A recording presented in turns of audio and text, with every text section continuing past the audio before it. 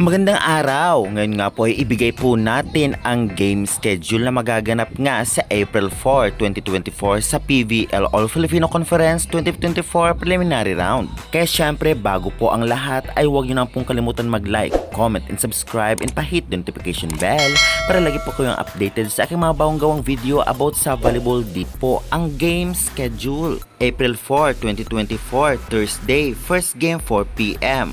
From Fresh Foxes versus Signal HD Spikers. At ang second game naman po nito ay magaganap nga 6pm, NX-led Chameleons versus Strong Group Athletics. At ang venue po nito ay sa PhilSports Arena. At sa magtatanong kung saan ito mapapanood po ninyo ito sa cable kung meron po kayo sa One Sports or One Sports Plus channel. Meron din po sa Signal apps, mag-download lamang po kayo ng Signal application and mag-register para makanood kayo ng live na live.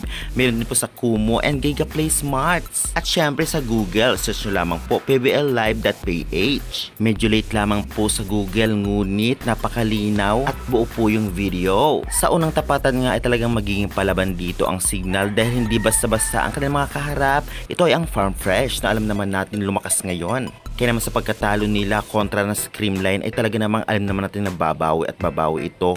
Ngunit mahihirapan sila sa Farm Fresh. At dahil nga bilog ang bola ay hindi natin alam kung sino nga ba talaga ang mananalo. Kaya good luck na lamang sa both teams. Sa second game naman ay parang nangangamoy pagkapanalo dito ang NX-led dahil nga ang mga kaharap nila ay ang bagong team ni Strong Group Athletics. Alam naman natin na pareho ito gustong manalo dahil nga medyo napag-iiwanan na sila sa rankings. Kaya naman syempre gagawin ang lahat ng dalawang team na ito para maipanalo ang laro.